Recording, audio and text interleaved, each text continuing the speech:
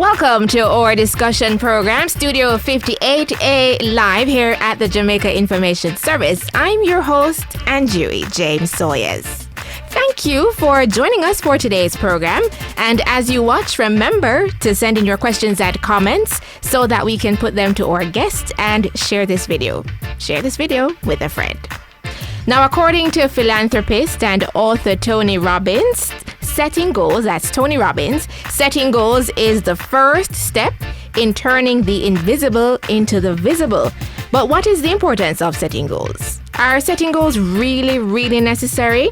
Well, we have in studio with us today founder of the Goal Accelerator Club and National Productivity Ambassador with the Jamaica Productivity Centre, Nicole McLaren Campbell. She'll be answering these questions. She'll also be telling us about winning at setting those goals and more for today's program.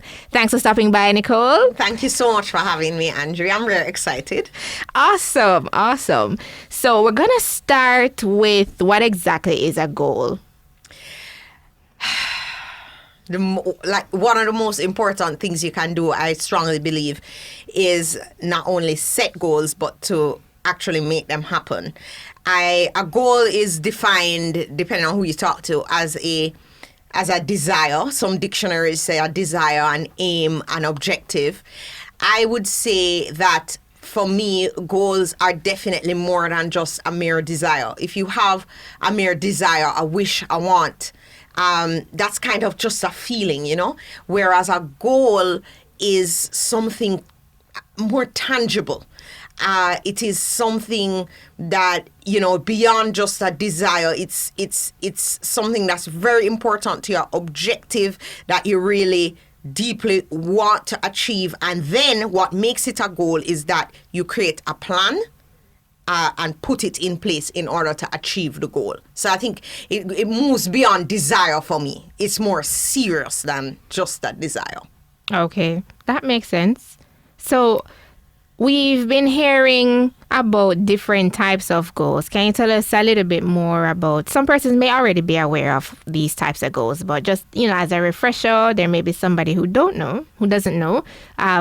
What are the different types of goals? So you have, of course, and most people have heard, you have short-term goals and you have long-term goals in terms of timeline. But in terms of type of goal, it depends on the areas of your life that are major key to you. And this is where I always encourage goal accelerators and all my Insta friends and all my students to really define success on your own terms, and then that should be the basis from which you then set goals, because the type of goals you're going to set is going to be dependent on how you define success for you, because then you all of a sudden know which categories of your life are super important. So I'll give you some examples, and this is very much a part of the vision boarding process, which I know that we're going to talk about. Yes. But when you think about your life, what are the aspects of it that are very important to you? So most people will speak to spirituality. So you can set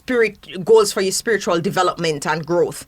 Financial goals tend to be, or the financial area of your life tends to be very important. And of course it is. So there are financial goals. Your career and impact in the world, major key, takes up so much of your life. Mm-hmm. Very important to set goals in that area. And then of course, to me, life is relationships. And so it's important for me to set goals in terms of my relationship with my husband, my relationship with my kids, my relationship with my team at work, my relationship with my family. And, when you set goals in all of those areas, then all of a sudden your life can thrive in a balanced way. Okay. But it's all about what's important to you. Okay. So after you've decided, okay, this is what's important to me, when exactly would be an ideal time to set this goal? So, no. I don't believe that, beyond a certain age, we should be living without goals. In fact, I will be that mom. My kids are now 8 and 6, and my stepdaughter is 13. And I recently just completed some research on goal setting with children. Okay. That, I've already done vision boarding with them, but just some exercises that are more age appropriate for them around goal setting. Because I believe that goal setting is such a major key, and the studies support it. You know, when they looked at Harvard University did a study of their MBA graduates, and they looked at the people who set goals and the people who didn't, and the people who set goals and wrote them down, don't just set them, but write them down, make them concrete, had achieved an income level that was almost triple what the people who did not write down their goals had achieved. And there are studies after studies that show how much more likely you are to achieve your goals when you actually write them down versus when you either have no goals at all or they're just kind of these vague ideas in your mind. And so I believe that if everybody in the world knew how powerful the act of goal setting as an exercise that you put time to and actually put pen and paper to, if you realize what a powerful catalyst that could be for your life, then everybody would do it. And so I believe it's very, very important. And it's now. If you don't have written goals, you need them now. And as I said, you just start to think about your life. What makes you happy? What makes you... Because I don't believe in, achieving all of your goals in one area, but then you're completely miserable in the other area. Because overall, the objective is just to live a life of impact and joy at the same time. So I think that if you don't have goals, definitely now would be the time to just sit down, think about your life, think about the areas. Don't allow... A lot of people won't write down their goals because they allow fear to take them over before they can even articulate, before they can even think properly. The little voice tells them, oh, you'll never have that, you'll never achieve this, you'll never be happy, you're not worthy. So you have to literally fight that voice by replacing it with your affirmation and your goal and writing that down. It's very powerful. And then, of course, after you write it down now, you get to the planning. But I don't know if that's a question coming up, so I will wait for it. No problem. So before we get to the planning, though, it's important that we not just set goals, but set SMART goals before we get to the planning part. So SMART, the acronym SMART means specific, measurable, attainable, relevant, and time-bound or timely. So how would you go about setting a SMART goal? So I don't strictly use the SMART acronym. I use aspects of it. How I approach it is, first of all, I would put the relevance first. Okay. And when I say relevance, I mean relevance to you and your life, because a big mistake that people make in goal setting and vision boarding, etc., is that they're in pursuit of goals that don't belong to them. Do you know how many people every single day are just pursuing goals that are set by other people? They're imposed on them. Maybe your parents told you that, you should do this profession. Maybe maybe you just think that society is telling you to pursue this. Maybe you just thought it would be a good idea, but you didn't even really think about it properly. And what I find is that if the goal doesn't belong to you in your gut, like if you don't know why you want this goal, and if the consequence of not getting the goal does not move you in any way, you're not going to put in the work and the emotional energy necessary to get the goal. And then even if you do and you get the goal, you're not going to feel fulfilled. So the first thing I do is think, is the goal, as I think about goals, and I kind of audit and check back, is this relevant for me? And why do I need this? What does this mean for my mission and vision and impact and who I want to be in the world? And if I don't achieve it, what will happen? Because if you have a goal and when you think about not achieving it, you're like, oh, well, no big deal. If I don't do this, then whatever.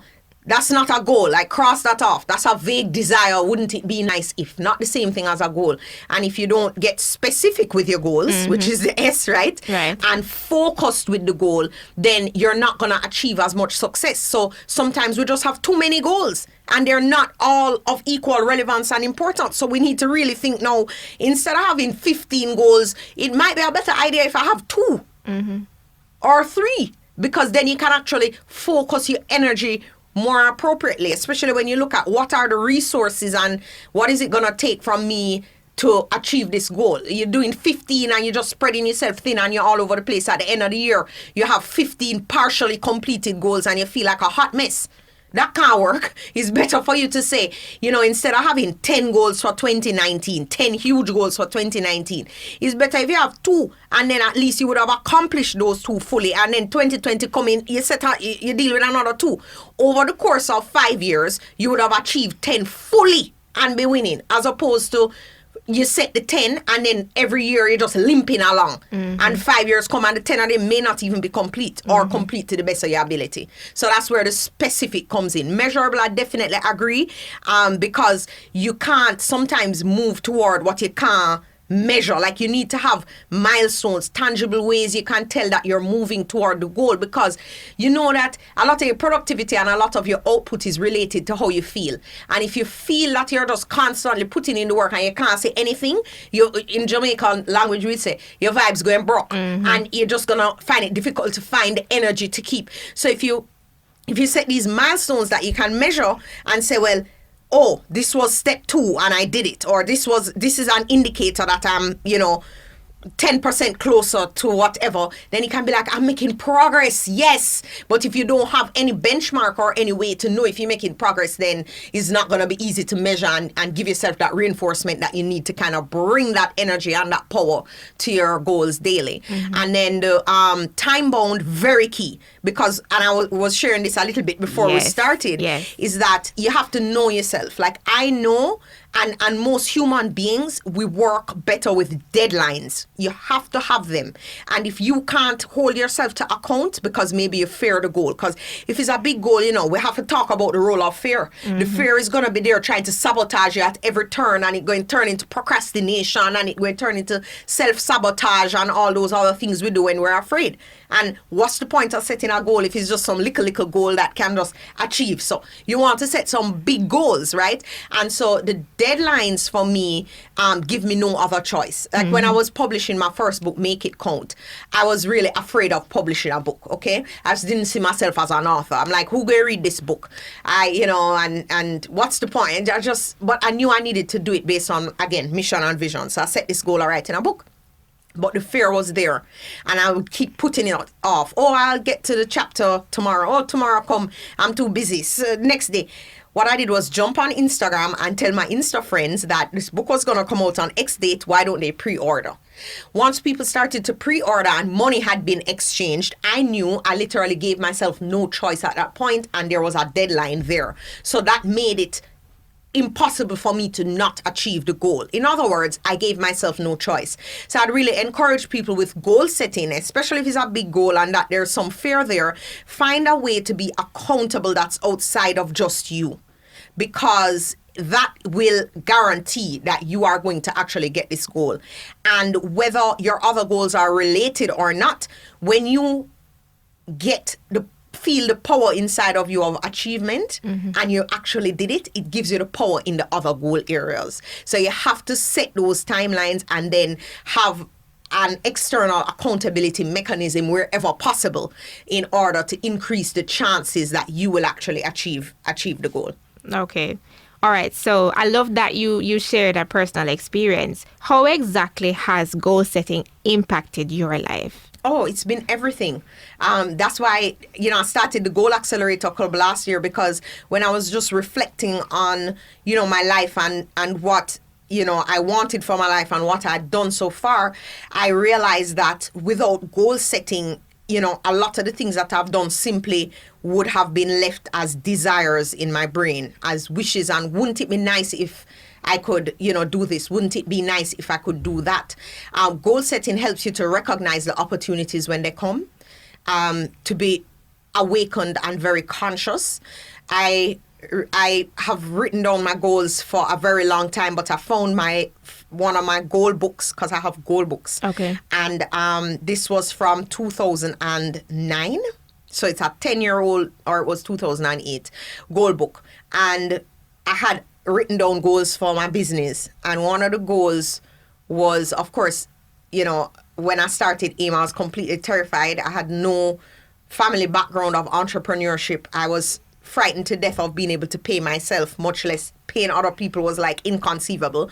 So when I was writing down the goal, terrified, I was like, I dream of having 2 full-time employees, and it just felt like so hard when I was writing it down. But what that allows me to do now is look back and say, wow, writing down your goals gives you a tangible thing to look back at, to know how far you've come, and then it gives you confidence for setting even bigger goals moving forward. Because I could say, you know, at that time it seemed so distant and unattainable, but I still forced myself to set the goal. And so now, for the things that seem distant and unattainable, I can look back at that goal setting time and that book and say, I was able to do this. I can do the next big thing. Okay. And you've gone on to publish another book since the first one. Any plans to do another book? Of course, absolutely. But first, I am going to do an online course around the second book first, called Thrive. The second book is called Thrive or Survive: Tips on Choosing the Life That You Love to Live. And so I am going to, I want to reach completion with that in terms of doing a video course that the book is an accompanying guide for, because it's a workbook really, more than anything. And so I want to just complete doing an online course around that first, and then I will do the next book. So let's say that 2020 third book is a goal. So here I've announced it, accountability right there, because I can't be goal accelerator and not being accountable for myself. But I really want to mention that. And I mentioned the Goal Accelerator Club a couple times, but there's a system behind goal achievement.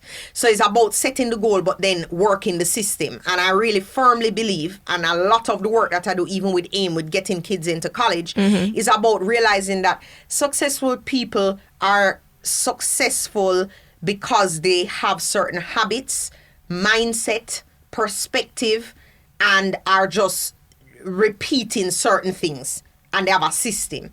It's not that we can't achieve the same success. It's not like there's some alien over there and success was specially made for them and goal achievement was made for them and not for us. If we learn to do what successful people are doing, we can achieve success. Everybody. That's my firm belief. So it's always about first looking at your mindset, because your mindset can stop you before you even start. And so you have to tell yourself that certain things are possible for you. And what I love with that is just reading. The more you read is the more context you get for what people have overcome. You know, looking at the stories of other people and realizing that, hey, people have started with nothing. Anything that you think is wrong with your life or any situation right now that you might be in, I guarantee you that in history, there has been at least one person who has faced even more dire circumstances and have come from less, and they have been able to do it. Why not you? Okay. That makes sense. But Nicole, on the day or days that you feel unmotivated and unproductive and you don't feel like you don't feel like you're winning. No, losing. Yes. Fighting a losing battle. Yes. What do you do differently? All right. So first of all, I think prevention is better than cure. First of all. So, and to that point, I just want to say, first of all, you never ever just wake up and accept the mood that you're in. You exert control over your mood. And that's what I tell myself. So when I say prevention is better than cure, you want to have a routine that sets you up for success in achieving your goals on a daily basis. Because you find it's what you do daily, it's the small things you do daily that add up. So in order to make sure now I'm putting myself on the winning path, it's not to say the losing pop down feeling not going to come, but prevention better than cure. So it's the routine. Exercise, very important. I can't think of a more important pro-productivity tool than exercise. It affects your mood, the chemicals in your brain, the endorphins. It affects your energy level, which affects how much you can then output, how much energy you bring into your life and your goals. It affects your mood, which then again affects everything else. Right. So exercise as just a fixture in your life is something that I only was able to put in place consistently, because not to say I never joined the gym 1,000 times and got 2 times for the month and then get the rest of the money come. Me not go back. It's not to say that I hadn't from age, my nickname in my high school yearbook out of Andrews was I'm on a diet. So I had an issue managing my weight for decades before I did, or over a decade before I did the vision board. And I said, well, energy and mood and feeling and confidence is so important to my mission and vision in my life. And every goal I set out can be accelerated and up-leveled if I get this fitness nutrition thing under control. So all of a sudden it wasn't a choice anymore. So as part of the winning, you have to look at what you're eating on a daily basis, and you have to look at your exercise, because that controls so much of your mood and your feeling. It is frightening. I remember for lunch when I used to box with fried chicken and rice and peas.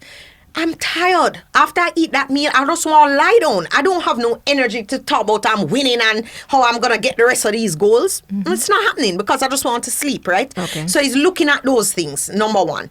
And then for me, prayer, very important. What? I set my day before I come out of my bed. I set my day in my mind. I pray, I thank the Lord for things that haven't even happened yet. It don't matter. I'm praying with a positive expectation, which is what you have to do. And then the visualization of the goal actually happening is so very powerful.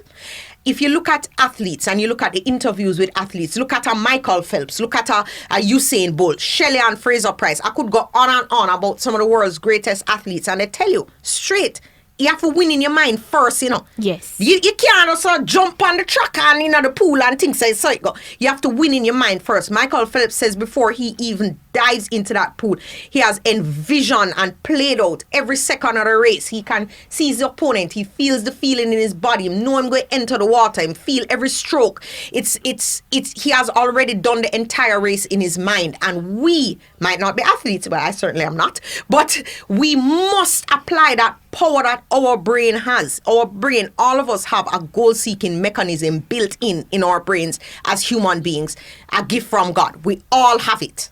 And so if we can just take it seriously like a pro athlete then, or my sport is life.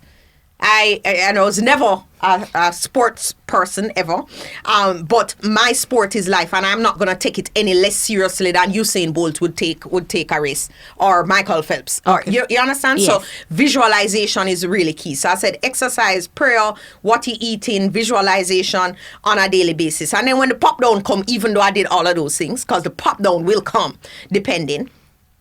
It depends on what kind of pop down. If it's like I just wake up in an off mood, because sometimes you wake up and before you even open your eye good, you just like vex, you just feel, or you feel depressed, or you feel, you know. So what I do is music really feeds me. Like the other day, my day just was starting off weird.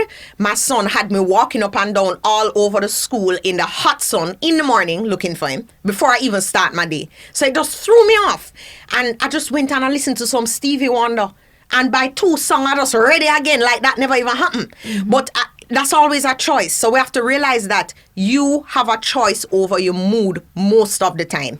And then if you do everything, you listen to the music, you pray, you exercise, you did all of those things and you still don't feel like it, sometimes I just accept it. I don't fight it and fret about it. I'm like, you know what? I feel lousy now. So I need to watch how I'm speaking to people, because just because you feel lousy don't mean you vomit on everybody else, right? So I have to I police myself. I have to be conscious to it. I am in a bad mood right now. Maybe because of whatever. I'm not shaking out of it. You know what I do? Open my planner and I just start doing my things the same way. Because you can't just stop now. You see, you're not going to achieve your goals if you do it when you feel like it. Because you won't always feel like it. True. And some things you will never feel like. So I do those things early in the morning. Because that's when your willpower is highest, by the way. Early in the morning. So you know, like I don't like budgeting. And I don't like, that's in the morning I have to do that and get it out of the way. Because if I make afternoon take me, I'm going to be like, oh, I'll do that tomorrow. I don't feel like it. Yeah. Okay, I hear you, Nicole. So we're gonna just give our audience on Facebook some love. I'm gonna see if we can see if we have questions on your IG. Welcome to the IG followers. Pardon my manners. Nicole is live on her IG page. Welcome to you all. Hi, Insta friends. All right, so we have Mercha Booth, Brooklyn in the house. Hello, Brooklyn. Jury and Teddy Thomas, good day from Maryland. Hi, Maryland. My family, I have a lot of close family in Maryland. Oh, nice. My cousins Stefan and Treese, and well, they're in DC, but close enough. Oh, okay. And we have Rohan Hill, who says blessings. Let's go down a little bit more here. Okay, Jurian says, good point. growing up, goals was not a part of life, mostly because our parents didn't see goals as realistic or achievable. And he says he now gives his children a vision board as young as they are. Absolutely. Julian? Both my kids have a vision board. Okay. And one of them, my son did his vision board in school, actually. It was a school class project. So I think it's so important. Oh, great. Julian, we'd like to know how old your children are, if you don't mind sharing. So you can pop on and let us know how old your children are. We also have Sharon Powell. Sharon Powell, thank you so much for watching. Hi, Sharon. And Sandra Harrison, she has a question. Oh. I also saw this question on your IG feed earlier. What's the best way to manage stress? Oh, wow. That's a great question. Okay. The best ways to manage stress. So you have to know yourself. I think self-awareness is the biggest win. You have to know what triggers you. So I know that I get stressed when I am not organized. Stress, if I have to be. So I will now do everything possible to avoid it in the first place. So think about the things that you feel stressed about and just take control as much as humanly possible. One thing stressed me out is being hungry. Sorry, I just have to say. I hate being hungry. Okay. And I remember it used to just waste so much of my time because I'd be at work, working. Then the hunger come on, then I have to stop, think about what I want to eat. By the time I decide what I want to eat, order the food, then it's going to take longer, the rain start falling or something. Then by this time, I'm totally stressed out and extremely hungry. There's no productivity happening as I wait for the food. Then the food come, I'm likely to overeat because I bring myself to that point of hunger. And so food was a source of stress. And if I'm not prepared with the right things to eat, then I'll eat the wrong things. Because when I'm hungry, I just don't care what is clean nor unclean. Me just eat. So I had to get very planned. I even did this last night. I took out big up my friend Camila. I don't know if you guys are doing anything about health soon, but yes. Oh, okay. Camila, my friend Camila McDonald wrote this book. And it has in a ton of clean recipes. So I was getting a little bored with my meals last night, and I just sit down and I take a post-it flag and I flag all the things that I want to eat. And so basically, that was a source of stress, the whole meal thing. So now I take a planned approach. And my sister Rachel also is a health coach, so she helped me a lot with the whole meal planning aspect. So because my meals are all planned, and I always, except today when I left without my food, and that's a different story. Almost turned into stress, but I was saved by Bev. But anyway, the point is, plan it out. Take a planned approach to your life because that reduces stress so much. And so that's just one of my triggers. So now I always, I usually have a lunch kit. All of my meals are planned a week in advance, that kind of thing. So I don't have to spend time or emotional energy or get stressed about that. Most of the time, that's not a thing for me anymore. And so the other thing that used to stress me is a meeting that I didn't remember and didn't plan for. And it's so surprising that these little things, Andre, like these little things we have, they're stressing us out, and we just accept them. We don't have to accept them. Think about what you can do, like take control of your life. So I said, no, this is not reaching me again. Every Sunday, I spend an hour in planning for the week ahead. Okay. And I used to know that it's a good thing to do in theory, but I used to rebel against it. I'm like, my Sunday is mine. I don't have to do anything I don't feel like. I'm just going to watch Netflix all day. It's my Sunday. And it is my Sunday, but I have to take the hour out so that the whole week flows nicely. So I look at my whole calendar and I see everything in there 1 week before, and I know I plan in advance. I want to go into everything planned. That unplanned things stress me. So whatever, Sandra, your thing is, whatever the things are that stress you out, look at them and then look at how you can exert control, and then you take control of them and deal with them accordingly so that your life can flow. Okay. Good stuff. Yes, and of course, breathe and pray. Yes, indeed. Good stuff, Nicole. All right. Candy Cane says, hi, great stuff. Hi, Candy Cane. Jamila Geddes is watching. Welcome, Jamila. Hi, Jamila. Antoinette Harvey, she says, I'm about to step into something that most think is impossible, and I got stuck recently, so I needed this to bring me back up. Oh, yay. And you know that I want to also mention that I have a goal execution guide, like a goal setting and execution guide that I can offer to all the viewers who are listening in for completely free. For me to be able to do that, though, I'm going to need my phone, so I can just check the link to give everyone who is on your Facebook. Okay, so everybody can get that, because sometimes you just need a template, you need a system, you need, like, especially if you're just saying, no, okay, I'm going to take control of this thing. What do I do next? It's just kind of, let's just get it down on paper. It's very powerful to be able to organize yourself on paper. So, yes. Okay. That's going to awesome. be for all the Thank guests you. today. I'm very excited. Okay, I'm saying thanks on behalf of everyone. Okay, thank you, Nicole. I'm sure you're going to see thanks for that as well. All right. Sandra Reeks Harrison says, perfect. Thank you. You're welcome, Sandra. I'm very excited to hear about what you take control of. Swerve stress. Okay, Candy says, thanks, I need that template. Winston Skeen, watching from North Carolina. Oh, welcome, Winston. Thanks for tuning in. And Dainty McFarlane Nelson just started following this lady. Oh, that sounds right. Thank you, Insta friend. She just started following you, Nicole. Okay, so we have someone who asked about your Goal Accelerator Club, so we're gonna deal with that just a little bit later, Absolutely, closer no to problem. when we wrap up.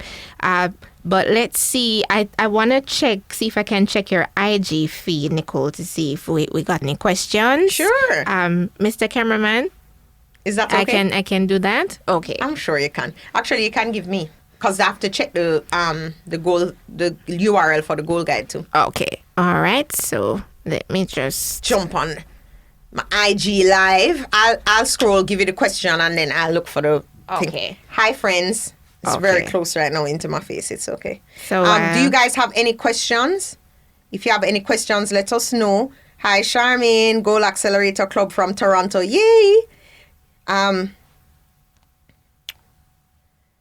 Okay, I'm looking for questions here first. Oh my gosh, I'm at work. I can't get to take all of this in. I'm sure you have the recording, right? Yes. Okay, It will now be it up. says pause due to poor connection. Oh, I don't know that's what's up with unfortunate. that. Okay, well, there were about 3 questions that I had gotten, Nicole, earlier yes, you when we can asked, definitely- so we can ask those questions. I didn't get a chance to write down who they were from, Okay, but that's fine. let's see if we can touch on those a bit. There was a question about how to build habits, I guess, goals as well as a student. So would the same things that you were saying earlier apply for a student? Okay, so I think for a student, yes, you would maybe have goals in. So I think the overall premise and framework is the same for everyone, no matter what. But it just depends on where you are in your life, what kind of goals you're setting. So the student is probably going to be setting goals around specific courses, for example, whereas the non-student has no courses to set goals around. Right. So definitely a lot of the same principles of, look, let's write this thing down. Let's set some deadlines. Let's get to planning. And on the subject of planning, you really want to chunk. I use the term chunk a lot because one of the reasons that people don't achieve their goals is A, they try to do all of it at once and then they lose momentum because it's overwhelming. And so the idea is, or it's so big that every time you look at it, you get scared. You're like, oh my God, this is just going to be too hard. Let me just look at that tomorrow. Or, let me take a nap and deal with that. You just kind of want to escape it, right? So when you break it down into small sort of increments, and then you decide on what you can do daily. What can you do for the week? What can you do? And recently what I've been doing is the one thing, which is very powerful for accomplishing your goals. In other words, do you know how it is in life? It's like we're being pulled in so many different directions, and depending on what you have going on, sometimes it just feels like all too much. So I got this great advice from a parent of mine. And she was a very high-powered CEO for a major bank and in charge of operations not only for Jamaica but for the whole Latin America and the Caribbean. A crazy job, and yet she was such an involved mom. So I asked her, I said, how are you doing all of this? Like, what? And she was like, you know what I do every morning or every day? I know my one thing. I was like, one thing? You only do one thing a day? No, she doesn't only do one thing a day, but she sets one thing that's non-negotiable. Like, no matter what happened, no matter who pull me in what direction, who need this, who need that, what happened, what kind of meeting, where I have to travel, I just need to know I did this one thing. You set one thing and you say, for my day to be a success, I need to have done this one thing. It changed my life, Okay. Because then all of a sudden, when you're planning on Sunday, you start to say, no, okay, what's my one thing for this week? And because you're so committed to it, you'll all make sure, say, Friday night, you'll be doing that thing. Because you're like, I'm not going to make this week done without my one thing. And even in the day, like, you have all these things going on. You're like, oh, my one thing. Let me just complete that. Over time, that adds up in a huge, huge, huge way. And everybody can wrap their mind around one thing. Yes. So very powerful. But the planning piece of it is so important. Very important. Okay. So you take it day by day. That makes sense. Yeah, you really take it day by day. You have to. Nice. Love that. But what do you do when you're prepared? So you have your one thing, you set out your goals for the week, yes. or you have your year goal and yes. you break it up and all yes. of that. But things don't necessarily go as planned. Pivot. So, okay, depending. So sometimes you totally fail, right? And nobody likes to fail, but failing is a major key, because if you don't fail and learn how to recover, then you're not going to learn. And you have to be able to learn, right? So when you fail or when you have a setback, the very important thing for you to do is to figure out, okay, how can I learn from this and then just do it over. In other words, and you have to keep moving forward no matter what. And the time turnaround between the failure and when you get back up implementing the solution is very important. Don't make that time be too long.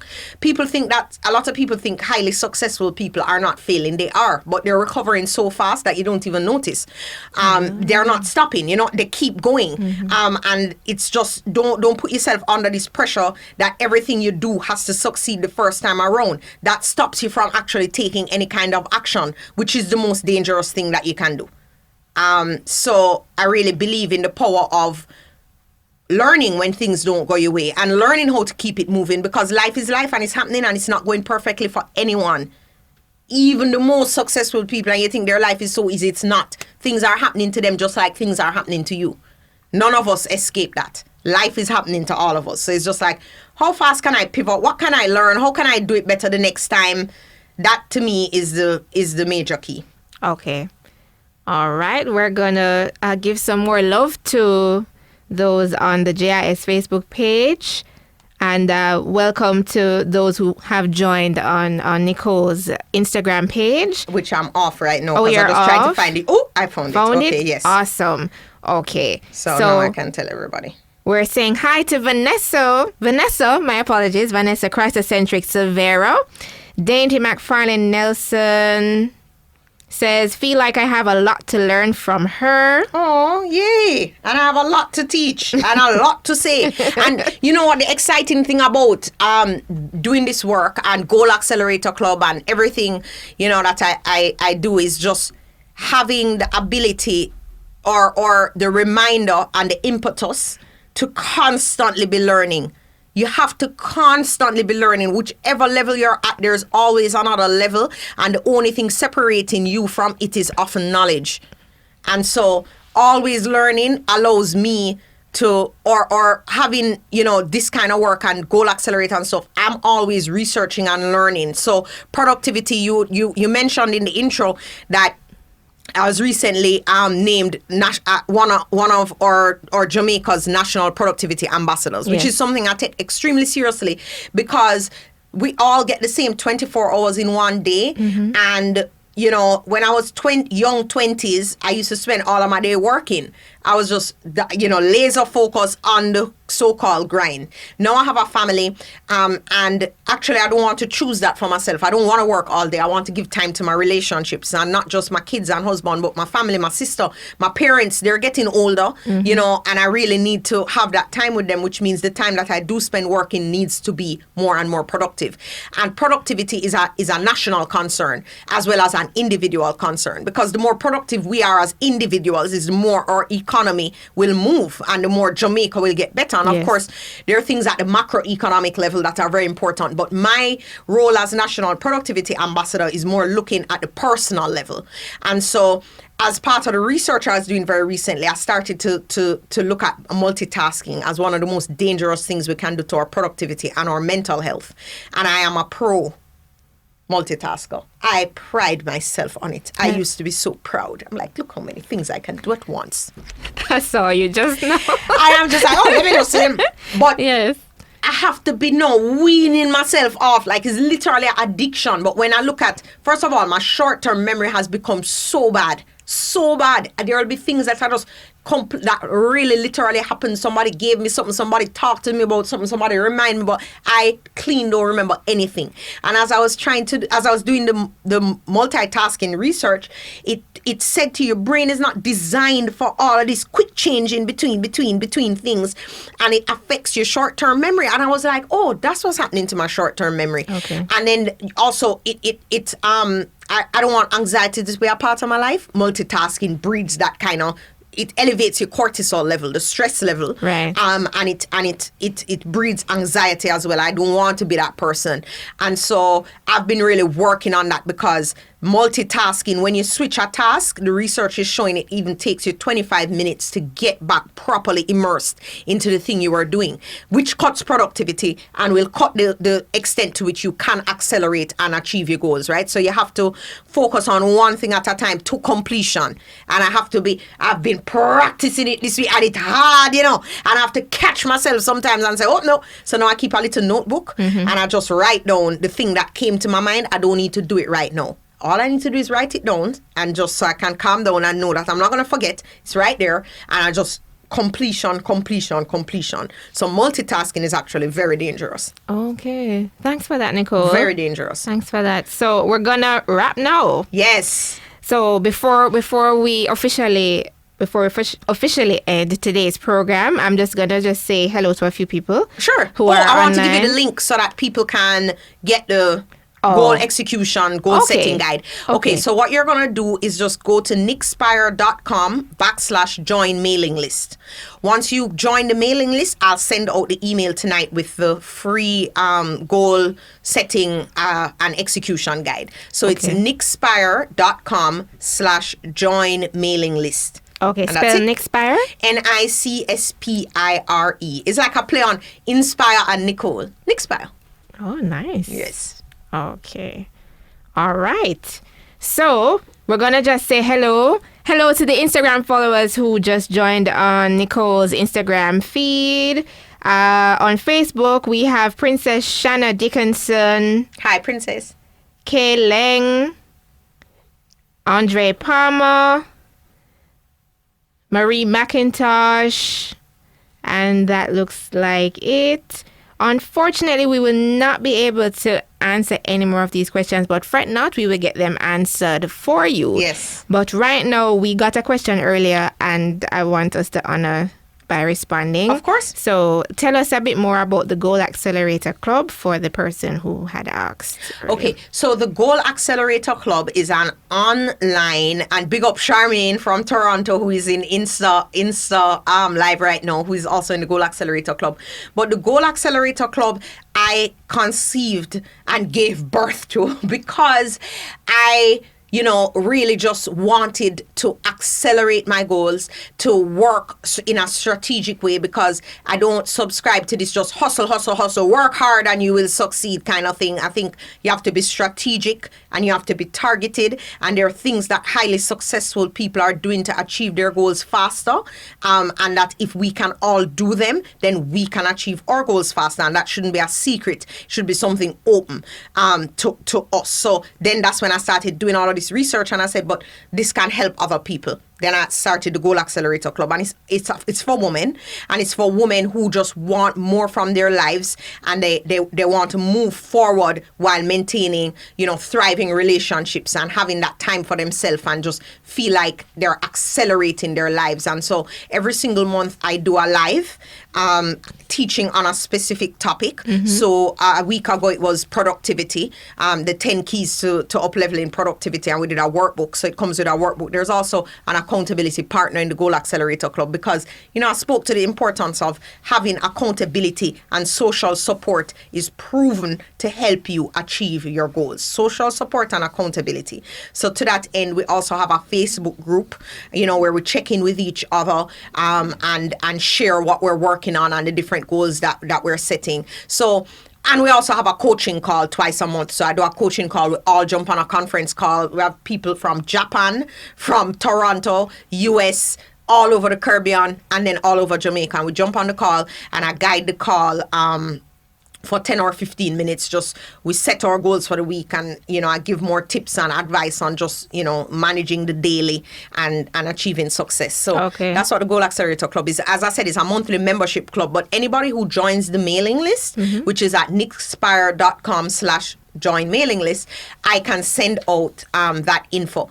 And even if you don't join the Goal Accelerator Club, which of course I hope you do join the Goal Accelerator Club, but even if you don't, as long as you're on my mailing list, you're getting emails weekly on goal accelerators, on things that I'm doing or have discovered. I'm sharing articles. It's just a community of people committed to winning, which male and females are invited to join the mailing list. The Goal Accelerator Club, however, is for women. Okay, her target Pink audience. and gold are our colors. Her target audience is women.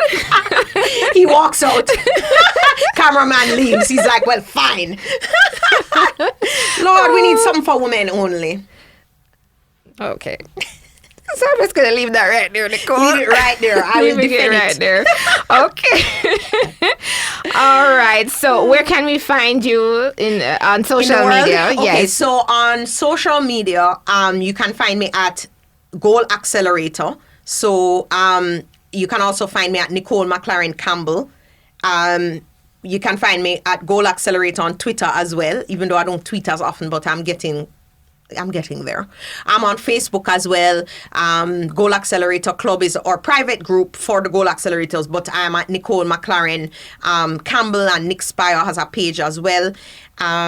Is there any other social media that I haven't? I'm not really on Snapchat. I can't manage. Okay. I think you're on LinkedIn. I am on LinkedIn. Of course, I'm on LinkedIn. Nicole McLaren Campbell. Yes. Yes. I think that's it. Yes.